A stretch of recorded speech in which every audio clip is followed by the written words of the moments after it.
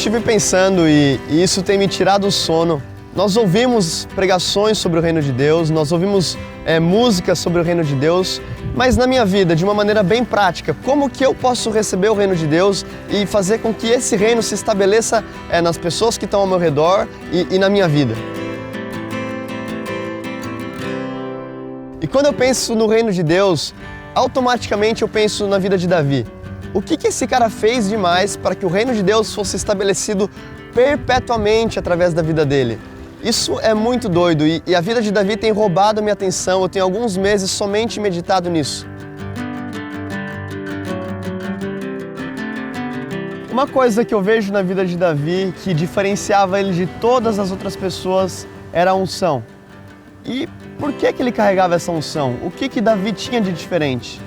E a maneira como ele foi ungido foi totalmente diferente da maneira com que Saul foi ungido. Saul, na verdade, era o primeiro rei de Israel.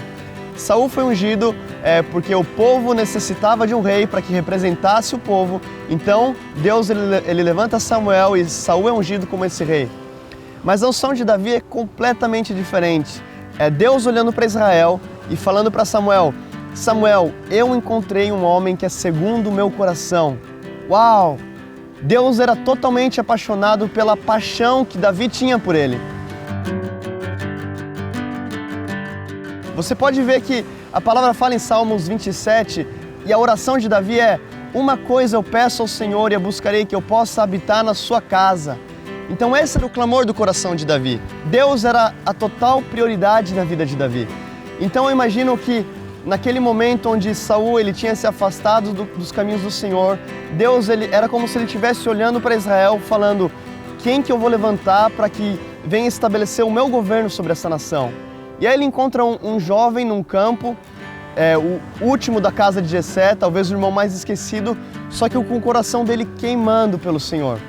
Então Samuel vai com um vaso cheio de azeite e derrama sobre Davi aquela unção, e a unção representa a capacitação do Espírito Santo para que você faça algo que você nunca conseguiria fazer. E eu acredito que nós somos embaixadores do reino de Deus. Então talvez você não foi chamado para ser um rei de Israel, como Davi foi, ou um presidente do Brasil, mas você pode ter sido chamado para ser alguém que vai cuidar das crianças, dos órfãos do nosso país, ou alguém que vai entrar na política e vai transformar a política e a corrupção no Brasil. Mas você precisa ser apaixonado, eu preciso ser apaixonado. Nós precisamos ter o nosso coração queimando pela mesma coisa que queimava o coração de Davi.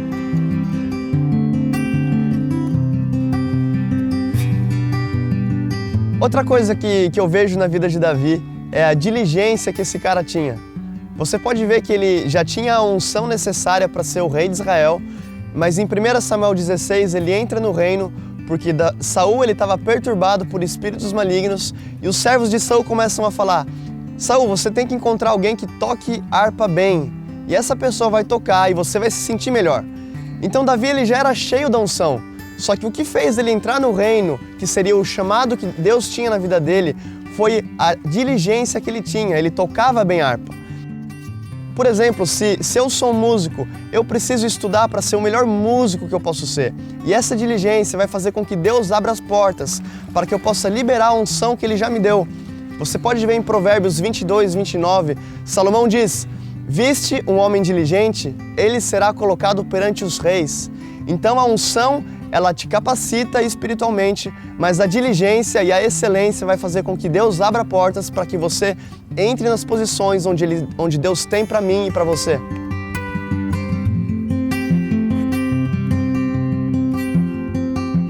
E outra coisa que eu vejo na vida de Davi, que foi um diferencial de todas as outras pessoas, era o coração que ele tinha. A palavra fala que ele era o homem segundo o coração de Deus, e Davi conseguiu construir algo para Deus que fosse inabalável, que era um trono eterno. A palavra de Deus diz em Provérbios 29:14 que o rei que julga o pobre com justiça terá o seu trono estabelecido para sempre. E eu creio que isso que Deus quer fazer comigo e com você. Ele não quer te dar uma posição simplesmente para que você seja o presidente do Brasil ou um cara influente, mas Ele quer que você com essa posição e eu com essa posição possamos estabelecer o reino de Deus com justiça. Por exemplo, a gente vai para a vida de Esther e a gente vê uma mulher que foi separada, foi ungida, entrou com diligência na presença do rei mas em um determinado momento da vida dela, ela esquece de um povo que estava perecendo. Então Mordecai vai lá e ele chacoalha Esther, ele fala assim: Esther, será que você não nasceu para um tempo como esse? Será que você não está na posição que você está para trazer justiça para Israel? Eu creio que isso que Deus está falando para a gente. Eu quero te ungir, eu quero que você tenha diligência, mas eu quero que você tenha o coração de Davi para construir um lugar para que eu possa habitar para sempre. Então eu creio que não adianta eu ter apenas unção, não adianta eu ter apenas diligência, mas Deus quer encher o nosso coração com a mesma coisa que encheu o coração de Davi, aquele amor que ele tinha para governar para aqueles que precisam. Eu creio que você nasceu para um tempo como esse, independente da sua circunstância, independente da sua posição, você foi chamado para estabelecer o governo de Deus aqui nessa terra.